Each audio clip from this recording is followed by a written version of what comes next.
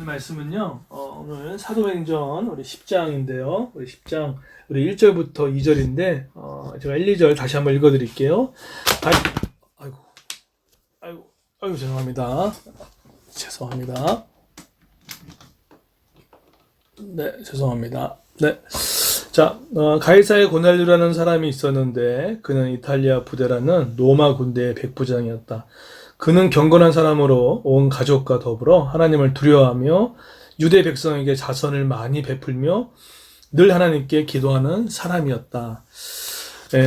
오늘 이제 사도행전 10장에 다가오고 있습니다. 여러분 사도행전을 읽다 보면은 점점점 느끼는 거 혹시 뭘 느끼십니까?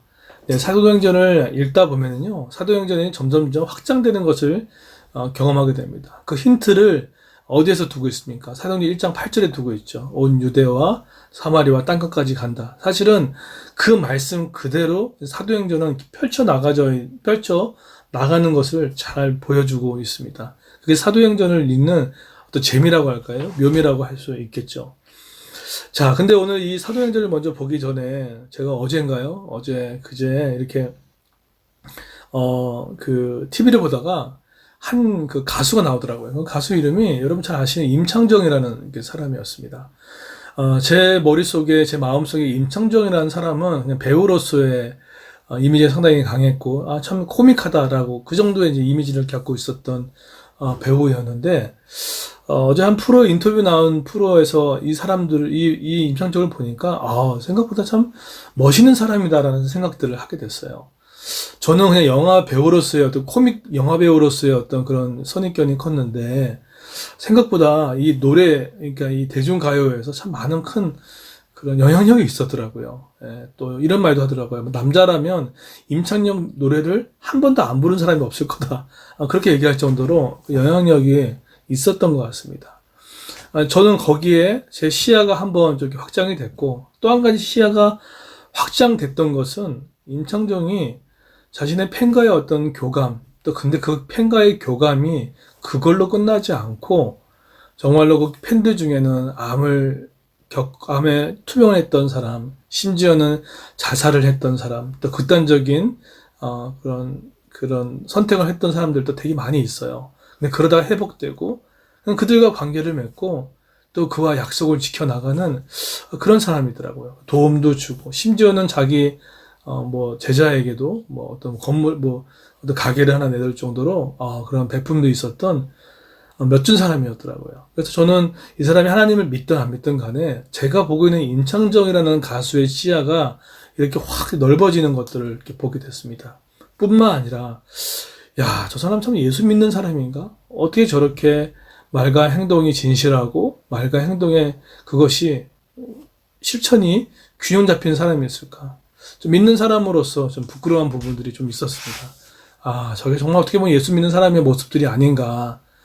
혹시나 나도 기도하고 예배는 잘하는데 또 다른 사람들을 또 섬기고 또 도움을 주고 또 물질을 나누고 또 하는 이 부분을 가운데 좀 내가 또 인색하진 않았는지 다시 한번 반성을 하게 되었습니다. 오늘 이 고넬료라는 사람도 유대 민족 입장에서 봤을 때는 사실은 이 사람에게도 어떻게 복음이 하나님 믿을 수 있을까? 이렇게 좁은 시야로 볼 수 있습니다. 제가 마치 그 임창정이라는 가수를 본 것처럼 유대 나라 사람들의 눈으로 시야를 보면 고넬료도 그와 다르지 않은 사람이었습니다. 그런데 이 고넬료에게 어떻게 하나님의 복음이 들어갔는지 너무나 멋진 모습을 가지고 있어요. 아까도 주일학교 때 이 말씀을 증거했지만 어떤 사람이었냐면 온 가족 경건한 사람으로 첫 번째 나온 게 경건하다는 사람이었어요. 경건하다. 그러니까 경건하다는 것은 세상 일을 안 하고 하나님만 온전히 섬긴다, 그 얘기가 아닙니다.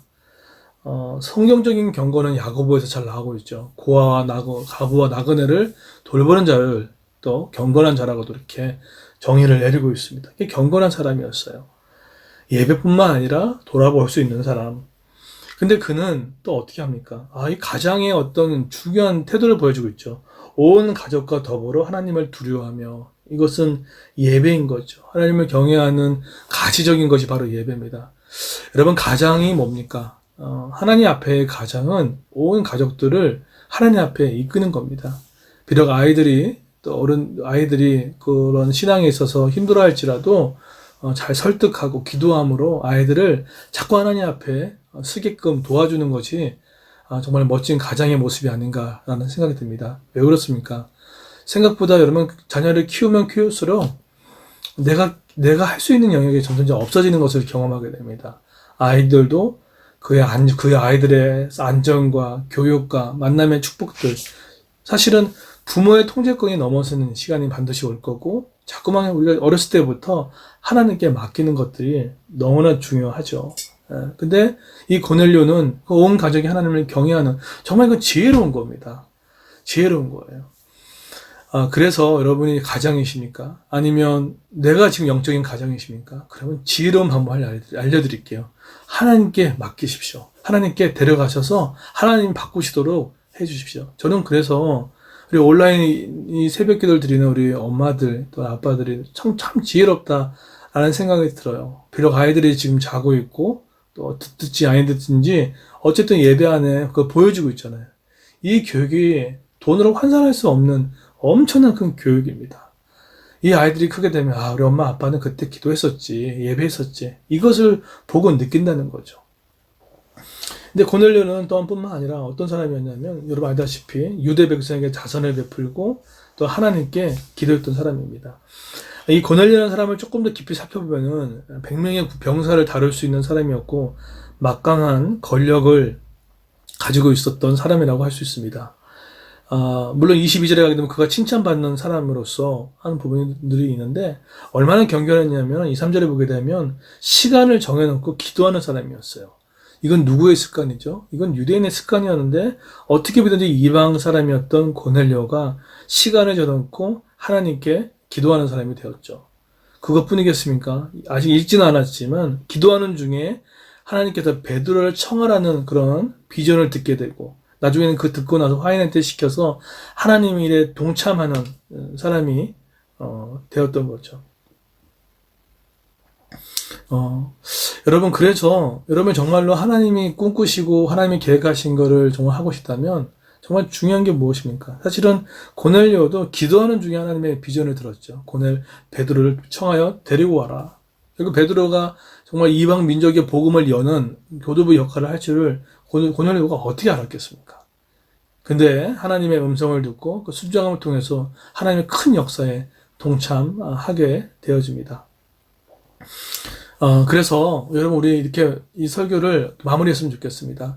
여러분이 지금 보고 있고 저 사람 저럴 거라고 이렇게 딱 정의 내려온 사람도 있잖아요. 이제 그것을 내려놓고요. 하나님의 눈과 시선으로 바라봤으면 좋겠어요. 그래서 우리의 좁은 시야가 열려서 했으면 좋겠습니다. 교회도 마찬가지입니다. 교회도 가정교회도 우리의 삶의 문제도 직장도 마찬가지예요. 하나님이 개입하시면 하나님이 다르게 역사하시고 또 다른 방법으로 역사한다는 우리의 시선이 바뀌어지는 시간이 됐으면 좋겠습니다.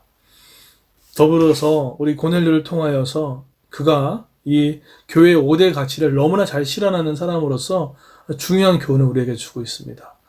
여러분 이 교회의 5대 가치인 이 가치가 어떻게 보면 하나님 믿는 자의 표시라고 할 수 있다는 것이죠. 어느 한쪽이도 이렇게 무너지게 되면 온전함을 깨지게 되어집니다. 다시 한번 이 5대 가치를 내 개인의 삶에 잘 되고 있는지 시장에 점검을 해보시고 또 이 5대 가치가 또 우리 교회 가운데 잘 실행되고 있는지 우리 가정교회 잘 실행되고 있는지 우리 자녀에게도 잘 실행되고 있는지 한번 점검해 보십시오. 저는 항상 신앙생활을 점검할 때 이 5가지로 점검해서 다시금 뭐가 보강을 해야 될지 뭐가 약해졌지 뭐가 강해야 될지 그것을 점검한다고 합니다. 오늘 그러한 은혜가 여러분 가운데 있기를 또 예수님을 축원드리겠습니다. 기도하겠습니다. 함께 기도할 것은 하나님 고넬료처럼 하나님